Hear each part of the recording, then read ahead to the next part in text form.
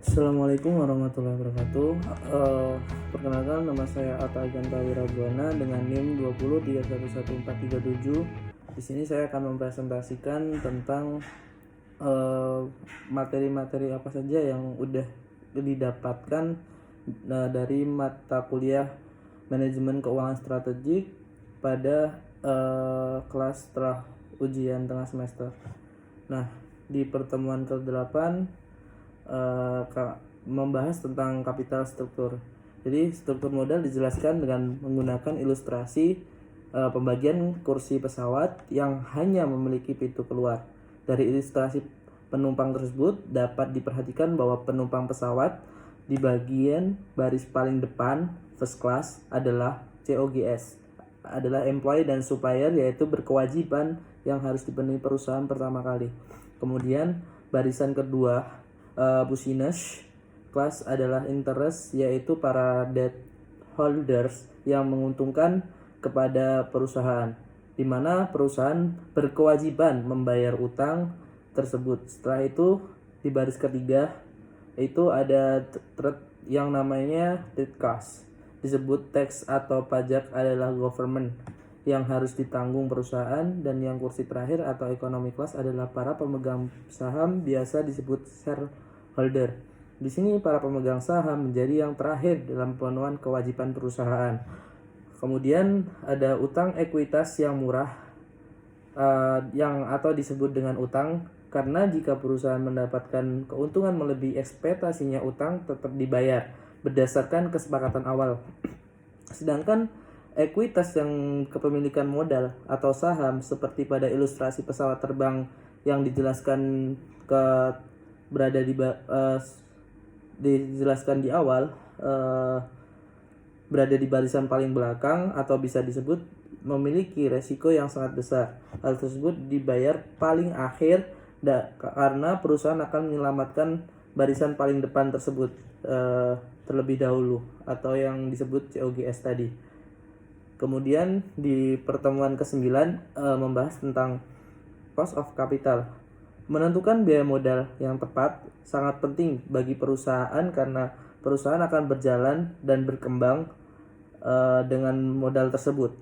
Sehingga penentuan biaya tepat mempengaruhi bagaimana perusahaan bisa berjalan dan berkembang di kemudian hari.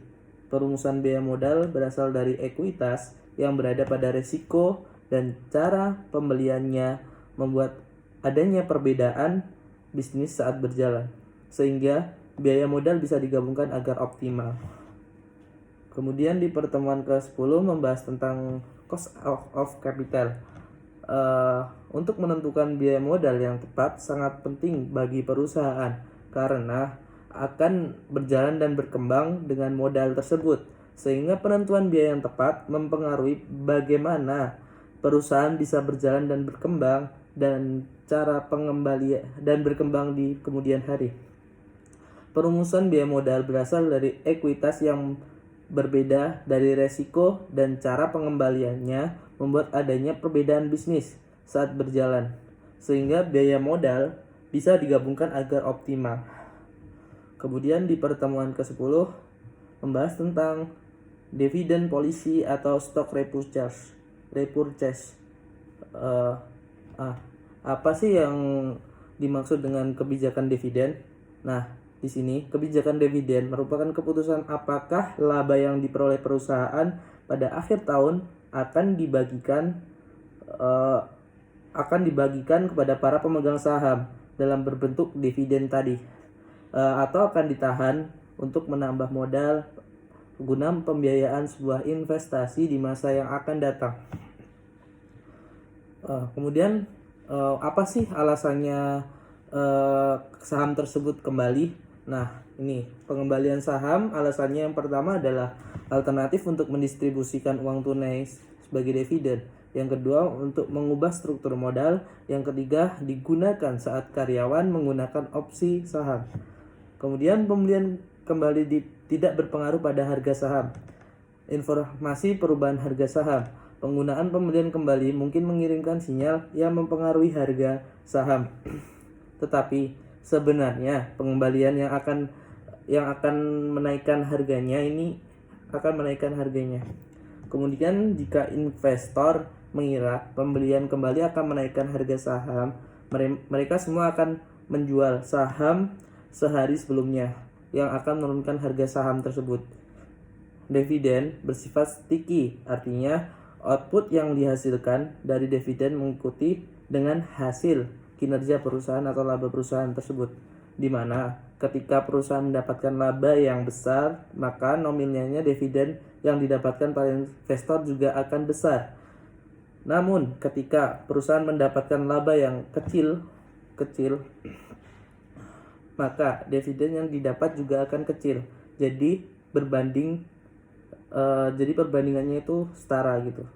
Apa yang didapatkan sama yang diperoleh. Ketika perusahaan tersebut mengalami kerugian, maka para investor juga akan mengalami kerugian dividen atau tidak akan ada pengembalian dividen tersebut. Kemudian pertemuan 11 membahas tentang capital market and IPO proses. Nah, apa sih IPO itu? Nah, IPO itu ya adalah Initial Public Offering. IPO atau Initial Public Offering merupakan penawaran umum perdana. Ini adalah penjualan pertama saham yang dikeluarkan oleh para perusahaan di pasar publik yang akan didasarkan, berarti mengubah perusahaan pribadi akan menjadi publik. Nah, apa sih keuntungan melakukan IPO? Nah, keuntungannya yang pertama, likuiditas akan meningkat. Kemudian pemegang saham saat ini dapat melakukan disverifikasi. Yang ketiga, lebih mudah untuk meningkatkan modal. Dan yang terakhir, menetapkan nilai perusahaan. Kemudian selain ada keuntungannya, IPO ini juga memiliki kerugian atau kelemahan. Nah, apa sih kelemahan dari IPO sendiri? Yang pertama, kehilangan kembali, biaya pelaporan lebih tinggi, harga pasar mungkin tidak mencerminkan nilai sebenarnya.